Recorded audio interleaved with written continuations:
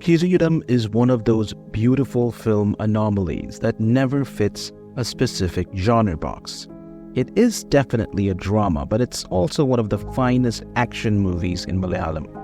It's one of those movies that have been painfully etched into the Millenial Mallu DNA. Mohanlal, in collaboration with one of the most emotionally impactful and yet commercially viable directors in the Malayali drama genre, made sure that Sethu Madhavan would stay rent-free in our hearts for eternity. The story of Kireedam represents the truth concept ingrained in the Malayali psyche that anything that holds high potential, that we hold close to our hearts, is most susceptible to being destroyed, disfigured, or lost forever if it is not protected. And in protecting such things, you end up paying a huge cost. The story of Sethu Madhavan represents this potential and the cost of protecting it.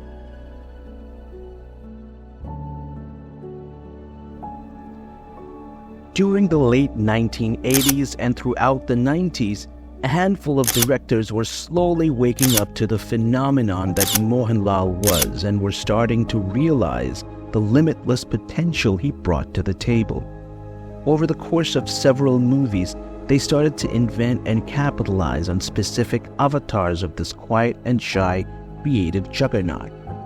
Priyadarshan and later Satyanandikad, in collaboration with the screenwriting genius Srinivasan, created the humorous, witty, occasionally misogynistic, and yet sensitive optimist who managed to squirm his way out of desperate situations. The tickle the funny bone and tug at the heartstrings genre was a space that Mohanlal stood unchallenged in for decades. And then Thambi Kannanthanam drew out the next generation Malayali action star.